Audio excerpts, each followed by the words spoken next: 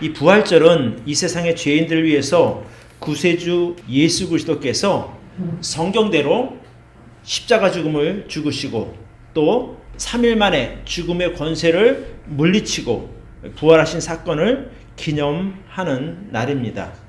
이 기독교에 있어서 예수님의 대속의 죽으심과 부활하심은 기독교 교리의 핵심 중에 핵심이라고 말할 수 있습니다. 그러니까 부활이 없으면 사실 기독교는 아무것도 아닌 거예요. 예수님의 십자가 대속의 죽으심이 없었다면 사람들은 자기 죄 문제를 해결할 수 없었습니다. 그렇기 때문에 지옥 형벌을 받아야만 한 것이죠. 그리고 또 부활이 없다면 이 땅에서 잘 먹고 잘 살다가 죽음으로 모든 것이 끝나는 그 허무함에 이르게 됩니다. 그러나 예수님께서 부활하신 그 사건을 근거로 우리도 예수님처럼 장차 믿음 안에서 부활할 것을 우리가 믿기 때문에 영원한 천국의 소망을 갖고 살게 된 것이죠. 그래서 만약 죽은 자의 부활이 없으면 예수님을 믿고 교회 다니는 사람들이 망한 인생이 될 것이다. 세상에서 가장 불쌍한 사람들이 될 것이라고 바울이 말한 적이 있습니다. 그러나 이제 그리스도께서 죽은 자 가운데서 다시 살아 잠자는 자들의 첫 열매가 되셨도다. 아담 안에서 모든 사람이 죽은 것 같이 그리스도 안에서 모든 사람이 삶을 얻으리라. 그러니까 예수님께서 죽은 자 가운데서 다시 살아남으로 잠자는 자, 죽은 자들의 첫 열매로 부활하신 것처럼 우리도 그리스도 안에서 모든 사람들이 부활을 이루게 될 것이라고 하는 그런 말씀입니다. 그래서 예수님께서 죽음의 권세를 물리치고 다시 부활하심으로 말미암아 우리에게도 부활의 소망이 생기게 된 것입니다.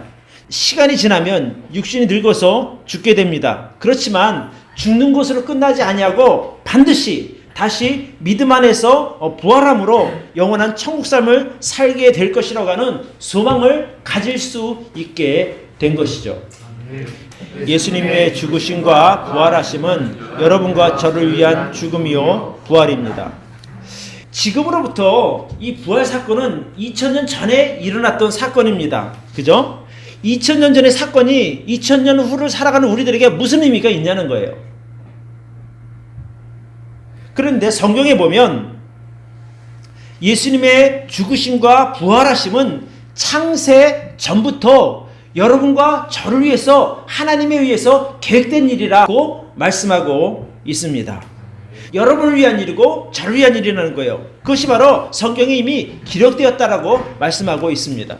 자, 고린도전서에 보면 내가 받은 것을 먼저 너희에게 전하였노니 이는 성경대로 그리스도께서 우리 죄를 위하여 죽으시고 장사 지난 바 되었다가 성경대로 사흘 만에 다시 살아나사. 그러니까 예수님께서 죽으심이 바로 여러분과 저를 위한 죽음이었고 또 예수님의 부활이 여러분과 저를 위한 부활이었다고 성경은 이미 기록하고 있습니다.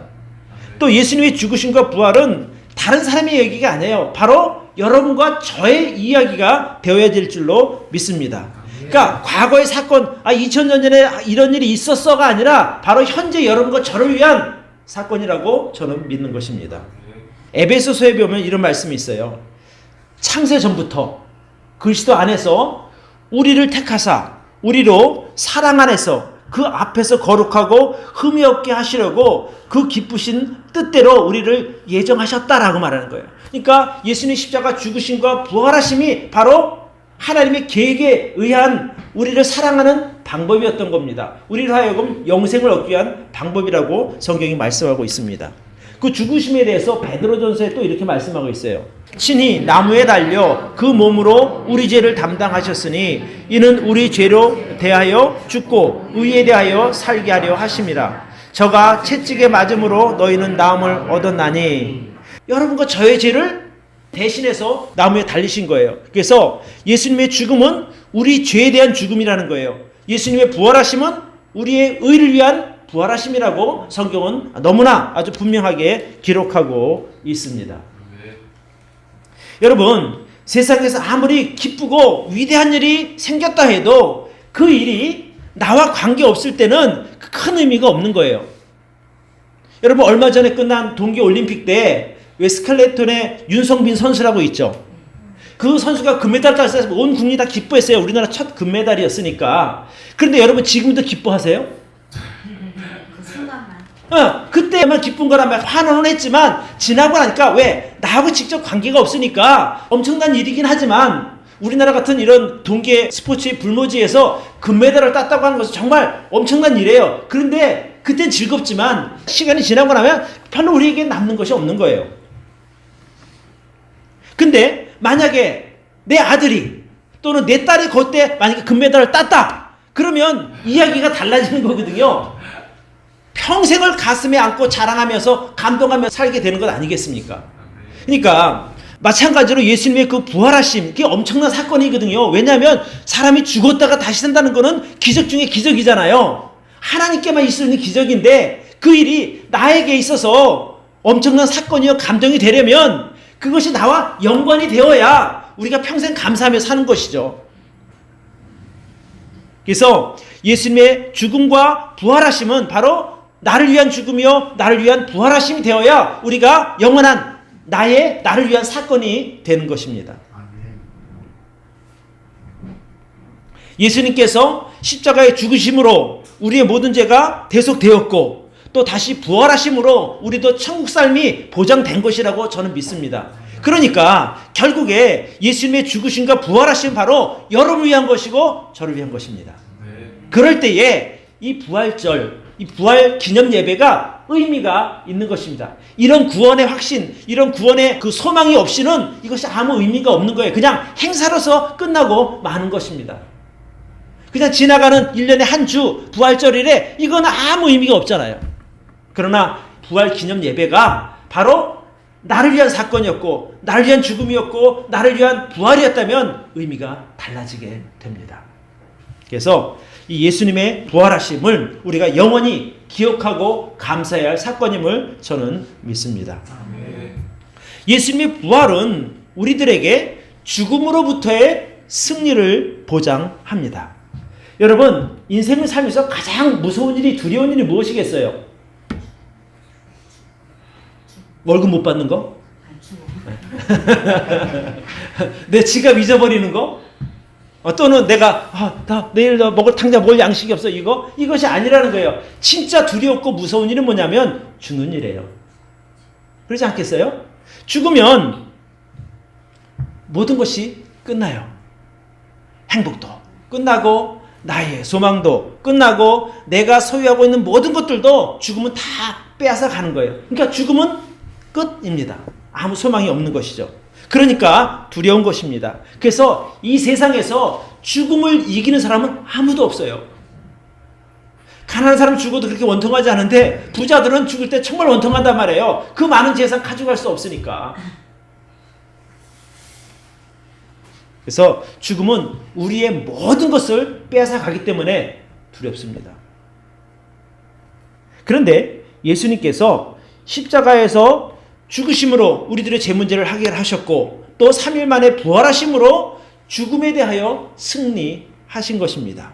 그러니까 예수님께서는 부활하심으로 말미암아 이 죄 문제와 사람들이 두려워하는 죽음 문제를 정복하셨습니다. 그래서 우리에게도 죽음이 두렵지 않은 이유가 바로 우리가 죽어도 다시 부활할 것을 믿기 때문입니다. 아멘. 죽는 거 두려우시죠? 솔직하게. 그러나 우리가 두려움으로 끝나는 것이 아니라 그래도 소망이 있는 것은 죽었다가 다시 부활할 것을 믿기 때문에 우리가 소망이 있는 거예요. 우리는 예수 그리스도를 믿고 구원받은 사람들입니다. 그렇기 때문에 이제 우리는 죄와 죽음의 속박을 받지 않아도 됩니다. 다른 말로 표현하면 죄와 죽음의 위협에서 벗어난 사람들이라 이 말씀이에요. 그러니까 아담 안에서 모든 사람들이 죄로 인해 죽은 것처럼 예수 그리스도 안에서 부활하심으로 우리 모든 사람들이 영원한 생명을 얻게 되었음을 여러분 꼭 기억하시기를 바랍니다. 고린도전서에 보면 이런 말씀이 있어요. 하나만 더 볼까요? 보라, 내가 너희에게 비밀을 말하노니 우리가 다 잠잘 것이 아니요 마지막 나팔에 순식간에 호련히 다 변화하리니 나팔 소리가 나매 죽은 자들이 썩지 아니할 것으로 다시 살고 우리도 변화하리라. 이 썩을 것이 불가불 썩지 아니할 것을 입겠고 이 죽을 것이 죽지 아니함을 입으리로다. 예수 그리스도 안에서 죽더라도 다시 부활할 것이요, 또 살았을 때 예수님께서 다시 공중 강림하시면 우리가 산채로 휴거가 될 것입니다. 그럴 때에 다시 우리가 죽었다가 살아날 때는 지금 우리의 이 연약한 몸, 이 상태로 되는 것이 아니라 그때는 완전히 새 몸으로 변화가 돼서 부활하게 되는 거예요. 이제 우리가 살 것은 이 땅이 아니라 천국이란 말이죠. 천국에는 무엇인지 빛의 속도로 움직이는 거예요. 그러면 이 몸으로 아무리 젊은 사람이 하더라도 이 몸으로 빛의 속도로 움직일 수가 없어요. 물리적 저항도 있고 그 몸의 기능도 될 수가 없는데, 하나님께서 우리를 죽음 가운데 다시 살아나게 하시 그때는 우리가 새 몸을 입게 되어서 천국 삶에 합당한, 천국에서 살 수 있는 그런 몸을 갖게 만드신다는 거예요. 젊었을 때 가장 예뻤던 그 모습으로 변하지 않을까, 저는 그렇게 생각해요. 모든 사람들에게 다 소망이 있는 겁니다. 그래서 예수님의 부활이 저와 여러분에게 가장 복된 소망의 소식이 되는 줄로 믿습니다. 아무리 제가 건강하더라도요, 앞으로 10년, 20년 지나면 그냥 몸이 쇠퇴할 수밖에 없거든요. 그런 몸을 가지고 어떻게 영원히 살겠습니까? 그래서 영원히 살기에 합당한 완전한 몸으로 하나님께서 우리 몸을 다시 살게 만들어 주실 줄로 믿습니다. 그래서 우리가 새 몸을 입게 되면 죽음을 이기는 거예요. 왜? 죽음이 우리를 어찌할 수 없기 때문에 죽음을 이긴다라고 표현하는 것이죠. 그래서 죽음에 대한 승리가 바로 예수 그리스도의 부활이 우리 모든 믿는 자들에게 주는 놀라운 선물이 됩니다. 두 번째, 구원받은 성도만이 예수님의 부활에 동참할 수 있습니다. 나 교회 다녀, 이것이 의미가 없다는 거예요. 나 헌금 많이 해, 아무 의미가 없다는 거예요. 나 예배 한 번도 안 빠져서 아무 의미가 없어요. 예수 그리스도 안에서 거듭난 사람들만이 부활에 참여할 자격이 주어지는 거예요. 여러분, 거듭났다는 게 하는 것이 무슨 의미냐면 다시 태어났다는 말이거든요. 두 번 태어나는 거예요. 엄마 뱃속에서 한번 태어나고 말씀과 성령으로 다시 한번 태어나는 것을 거듭난다고 말하는데, 거듭나지 않은 사람은 예수님의 부활에 참여할 수가 없는 거예요. 그럼 어떻게 거듭나는가? 성경에 보면 하나님 앞에 죄를 회개하고 그럼 이제 죄가 용서가 되잖아요. 그때 내 마음속에 예수 그리스도를 영접함으로 거듭남의 은혜를 경험하게 됩니다. 물과 성령으로라고 표현하기도 하고, 또 사도행전 20장 21절에 보면 하나님 앞에 대한 회개와 예수 그리스도에 대한 믿음이 너희를 구원한다고 말씀하고 있으니 우리가 그것을 믿고 구원받은 사람인 줄 확신하는 겁니다. 아, 목사가 나 구원받았다, 이건 의미가 없고요. 성경에서 무엇라고 말하는가가 바로 나를 구원하는 근거가 되는 겁니다. 목사는 마음이 바뀔 수 있어요. 내가 좋아할 때는 구원받았어야지만 미울 때는 당신 못 받아서 하면 어떻게 할 거예요? 그러니까 목사의 말에 왔다 갔다 하는 것이 아니라 이 하나님 말씀에 있는 근거를 가지고 내가 구원받은 것을 확신하고 있으면 그 확신은 변하지 않을 줄로 믿습니다. 왜요? 말씀은 영원히 변하지 않는 것이기 때문에 그렇습니다. 자, 예수님의 부활 사역에는 구원받은 성도들만이 참여할 수 있는 거예요. 오늘 우리 본문 마태복음 26장으로 다시 갑니다.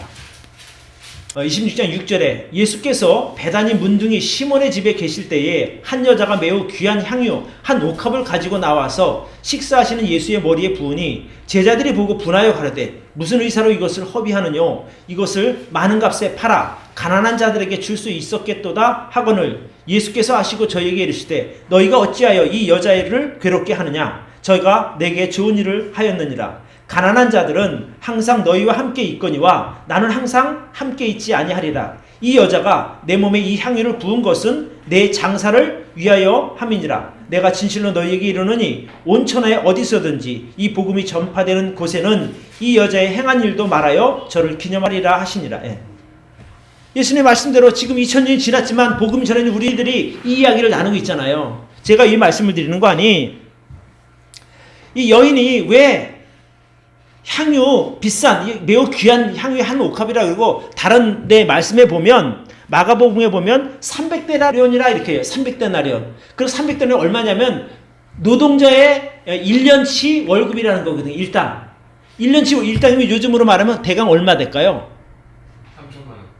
그렇지. 한 3천만 원 되는 거예요. 귀한 향유를 예수님 식사할 때 그 머리에 갖다 이렇게 붓는 거예요. 그러니까 옆에서 볼 때 저거 낭비하냐 이렇게 되는 거죠. 3천만 원의 돈을 허비하는 것처럼 보였는데 예수님께서 뭐라 그러는 거 아니에요? 그냥 냅둬라. 이 여자가 잘했다. 옳은 일을 했다. 왜? 이 여자는 내 장사를 나의 죽음과 그것을 미리 준비한 것이다. 이렇게 말씀하십니다.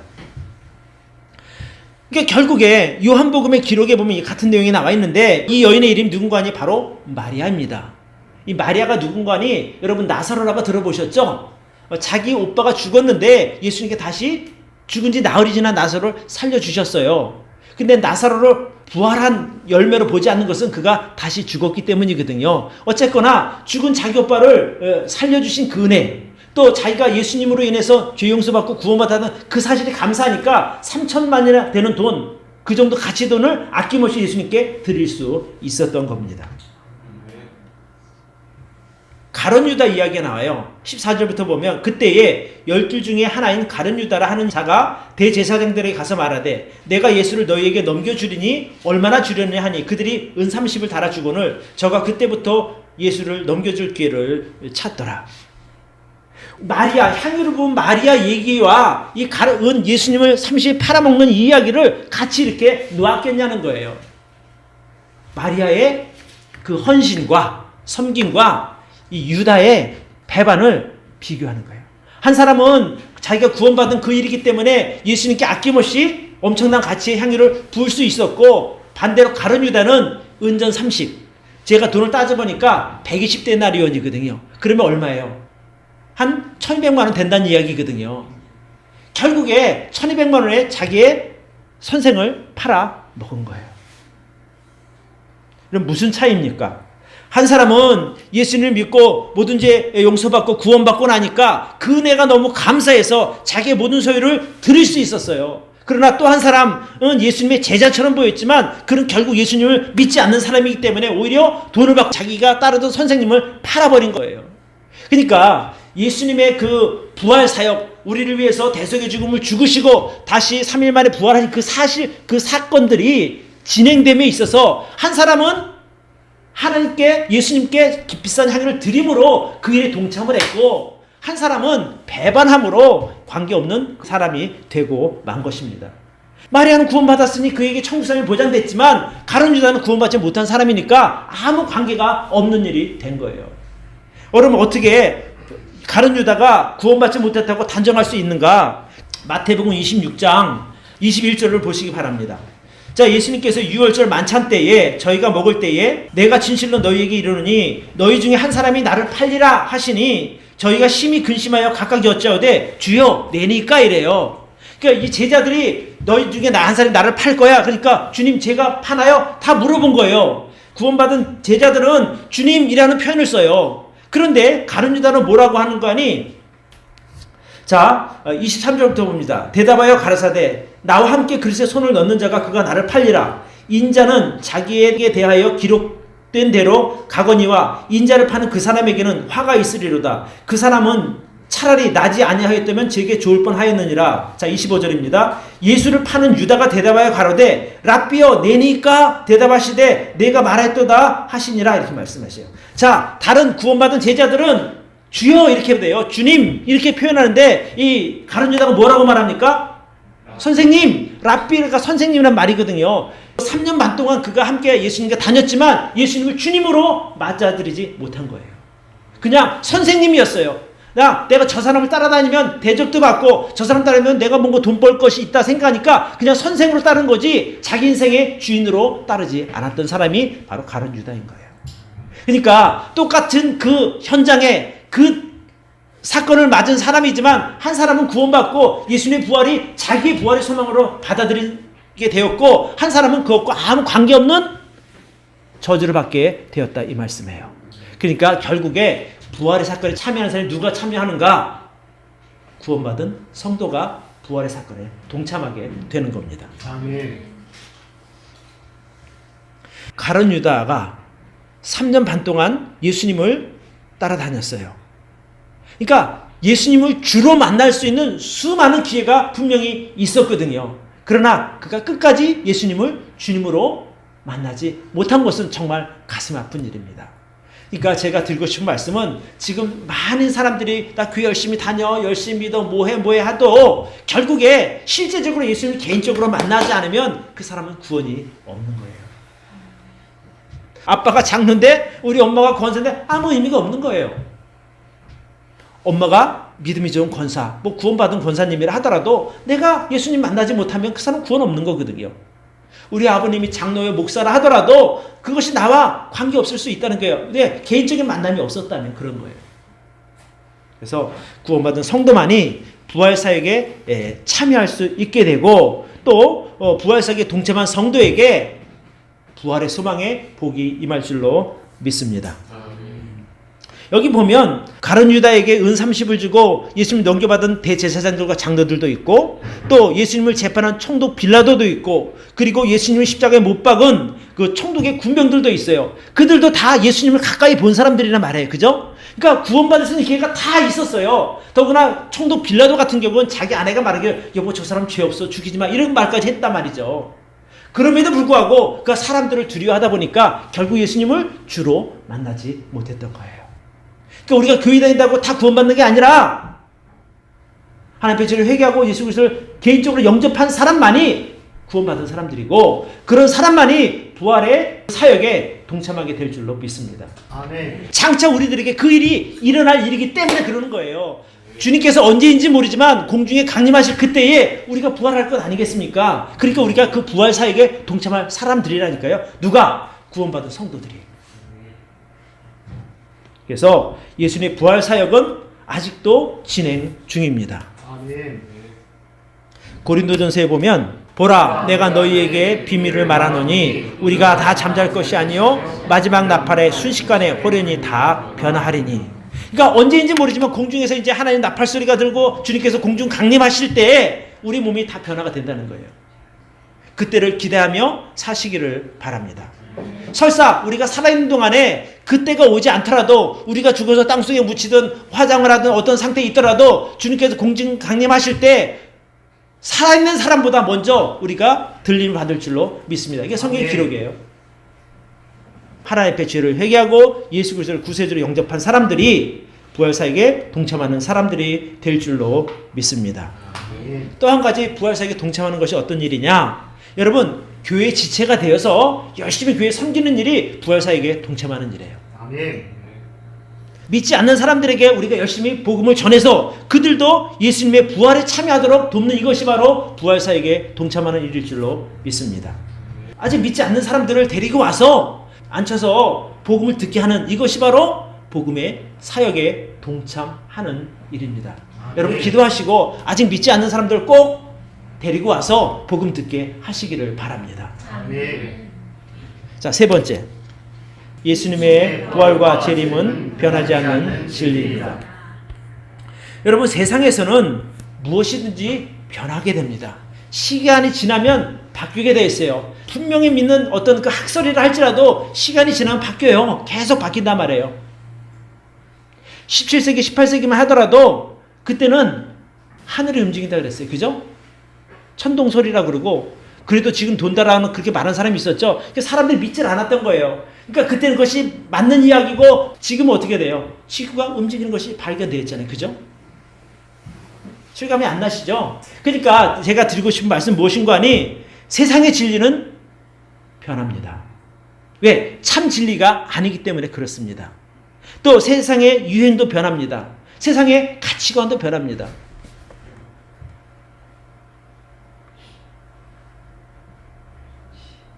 기원 전에 여자들의 아름다움과 지금 시대의 여자의 아름다움은 전혀 다릅니다. 그러니까 결국에 변하지 않는 진리가 있는데 그것이 바로 성경의 말씀입니다. 그래서 예수님의 부활하심에 대해서 성경은 증거하고 있는데 성경은 예수님의 부활에 대하여 결코 과장하지 않습니다. 또 강요하지 않습니다. 있는 사실 그대로 성경은 증거하고 있는 거예요. 벌어진 사실 그대로니까. 왜? 진리라서 그렇습니다. 진리는 거기에 덧붙일 것도 없고 과장할 것도 없는 거예요. 그 자체가 진리인데 더 무엇을 붙이겠어요?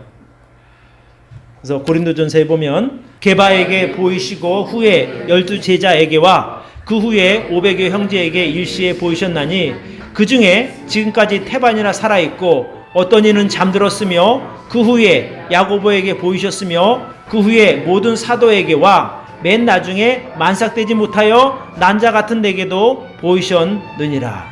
12제자들도 보았고 500의 형제들도 보았고 그때 당시 본 사람들이 절반이나 지금 살아있어. 그렇게까지만 말해도 다 믿을 수 있는 거예요. 아마 지금 죽은 사람이 살아났다면 온 세계 신문방송에 난리 날 거예요. 그죠?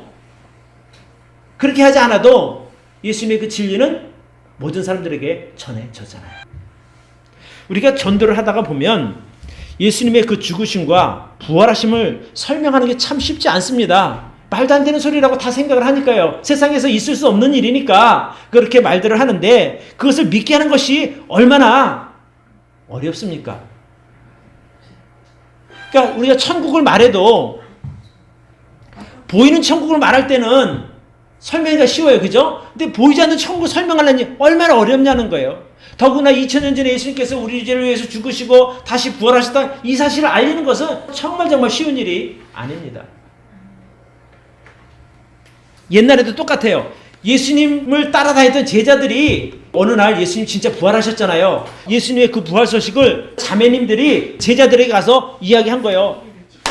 선생님 진짜 예수님이 부활하셨어요.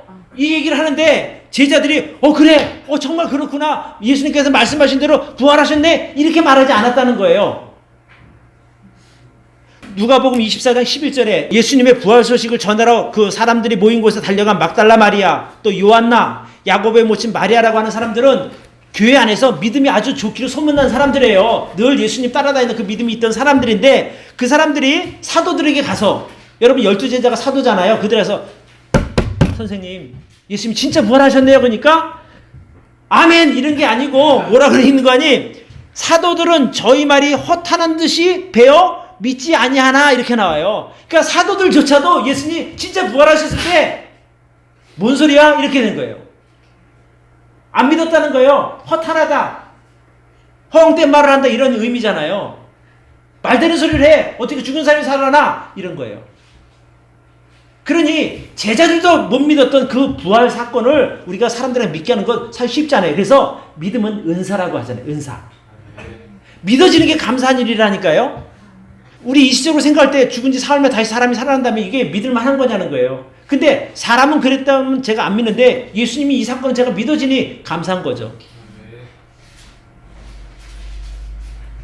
그래서 이 진리라고 하는 것은 과장할 것도 없고 포장할 것도 없습니다. 여러분 우리가 복음을 전할 때요 있는 사실 그대로 사람들에게 말하면 마음이 열린 사람은 다 듣게 되는 거예요. 진리를 설득해서 믿게 한다는 것은 어려워요. 진리는 선포하고 그 사람의 마음이 열렸을 때 그것이 그 마음속에 믿어져서 아멘이 되는 거예요. 아멘. 물론 모르는 거 설명해 주긴 되지만 억지로 그것을 그 사람을 설득하려고 하지 마시기를 바랍니다. 있는 사실 그대로 전할 때에 믿는 사람 믿게 되고 안 믿는 사람 좀 기다렸다 나중에 믿을 수도 있는 것이고요. 그래서 내가 경험한 그것을 말할 수만 있으면 됩니다. 여러분 말 잘하지 못해도 돼요. 전도 누구나 할 수 있는 것이거든요. 나 이래서 구원받았어. 내가 이거 예수님 만나서 죄 용서 받게 되었고 이제 내 예수님 때문에 영원한 생명을 얻게 되었어. 이거 말할 수 있으면 돼요. 그것도 못하시겠거들랑 그 사람 데리고 저한테 오시면 제가 자세하게 복음에 대해서 설명을 해드리겠습니다. 그래서 여러분 꼭 기억하실 것은 예수님의 대속의 죽으심과 부활은 변하지 않는 진리임을 기억하시기를 바랍니다. 아멘. 그러니까 성경이 쓰여진 지가 2000년가량 됐거든요. 만약에 여기에 거짓이라도 있었으면 사람들이 그냥 두었겠어요? 요즘에 어떤 한 사람이 정치인에 와서 거짓말하니까 벌떼같이 들고 일어나잖아요. 그러니까 사람들 앞에서 거짓말을 할 수가 없는 거예요. 그러니 만약에 이 성경에 있는 것이 거짓말이었다면 진리가 아닌 것이 있었다면 사람들이 벌써 이게 난도질을 쳤을 거라고요. 근데 그 예수님 반대하는 사람들이 많음에도 불구하고 이것이 진리로 인정되고 있는 것은 여기에 오류가 전혀 없기 때문입니다. 아멘. 그러니까 다른 말로 말하면 이것이 진리다. 그러니까 예수님께서 처음에 부활하셔서 제자들에게 오셨을 때 그 전에 도마가 빠졌었어요. 도마라고 하는 사람이. 뭐 다른 일이 있어서 빠졌겠죠. 그래서 나중에 와서 야, 예수님 부활하셨으니까 그 사람도 안 믿었어요. 똑같이. 뭔 소리요? 이렇게 된 거예요. 내가 직접 손으로 만져보고 하기 전에는 나는 못 믿어. 이렇게 된 거예요. 근데 나중에 예수님께서 이제 도마를 만났을 때 도마에게 이렇게 말씀하십니다. 도마야, 일로 와. 내 손가락을 이리 내밀어 내 손을 보고 너의 손을 내밀어서 내 옆구리 한번 봐. 왜냐면 아마 찢긴 자죽이 있었던 것 같아요. 넣어봐. 그리고 믿음 없는 자가 되지 말고 믿음 있는 자가 되라. 이렇게 말씀하셔요. 도마가 자기 눈으로 확인하고 나서 뭐라고 말합니까? 예수님은 나의 주시며 나의 하나님이십니다. 라는 고백을 비로소 하게 됩니다. 그때 예수님께서 도마에게 이렇게 말씀하세요. 너는 나를 본고로 믿느냐? 보지 않고 믿는 자가 복되도다. 이렇게 말씀하셔요. 그런 거 보면 우리가 참 대단한 사람들이에요. 예수님 옆에 있었던 도마도 눈으로 보기 전에 못 믿어 이렇게 얘기했는데 우리들은 2000년 전에 그 사건을 보지도 않고 믿잖아요. 그러니 얼마나 우리가 복된 사람들이냐 하는 거예요. 여러분 믿으세요? 부활? 네. 여러분이 죽으시면 믿으세요? 그 믿는 사람이 복 있는 사람들이라고 주님께서 말씀하시고 있습니다.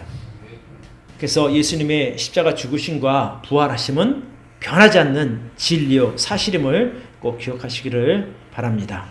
자, 이제 마지막으로 예수님의 부활이 우리에게 주는 또 다른 은혜가 하나가 더 있어요. 우리에게 천국 소망도 주지만 그것은 바로 회복의 은혜입니다. 여러분, 아까도 제가 말씀드렸어요. 죽으면 모든 것이 끝이에요. 아무것도 없어요. 두려움밖에 없어요. 그런데 부활은 새로운 시작을 의미합니다. 그러죠? 죽었을 때는 움직이지 않던 것이 다시 살아났으니 움직이잖아요. 그러니까 새로운 시작이라 이 말씀이에요. 그래서 뭐 질병으로도 죽을 수 있고 또 죄의 결과로도 죽을 수 있고 육신의 연약함이나 세월의 흐름 때문에 어쩔 수 없이 죽은 그 육체도 부활을 입을 때 다시 살아나게 된다 이 말이에요. 여러분, 요즘에 이제 봄이잖아요. 봄. 지난 한겨울 얼마나 추웠어요. 그렇죠? 엄청나게 추웠단 말입니다. 그때 산에 가보셨어요? 황량하잖아요. 근데 요즘에 가보면은요, 낙엽 이렇게 헤쳐보면 거기서 파란 싹들이 많이 올라와요. 옆에 보시면 벌써 진달래도 폈어요. 옆에 가면 목련도 폈단 말입니다. 그러니까 겨울에 볼 때는 모든 것이 다 죽은 것 같고 끝난 것 같지만 때가 되니까 다시 이렇게 살아나오잖아요. 회복이 되잖아요. 저도 엊그저께 우리 집 앞에 있는 텃밭에 땅을 갈고 거름도 주고 그랬어요. 땅을 파는데 거기 이제 어성초를 제가 심어놓은 게 있거든요. 근데 겨울 되니까 다 없었는데 거기서 어성초 싹들이 막 올라오기 시작하는 거예요.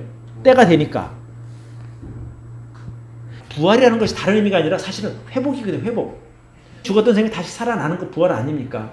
그러니까 저는 오늘 이 부활절을 맞이해서 우리 향기나무 성서침의 성도님들도 회복의 은혜를 경험하시길 바라요. 아멘. 그러니까 혹시라도 만약에 내 믿음이 그동안 겨울잠을 자고 있다면 깨어나는 회복의 은혜가 있기를 바랍니다. 아멘. 또 사람들에게 이 모양 저 모양으로 상처받고 몸과 마음이 참 병들었다면 치유되고 다시 회복되기를 바랍니다. 아멘. 그래서 오늘 예배를 통해서 그 하나님을 사랑하는 그 마음이 다시 회복되기를 바랍니다. 아멘. 또 교회를 향해서 섬기려고 하는 그 열정도 다시 회복되기를 바랍니다. 아멘. 잃어버린 영혼 전도하는 그 열정도 다시 회복되기를 바랍니다. 아멘.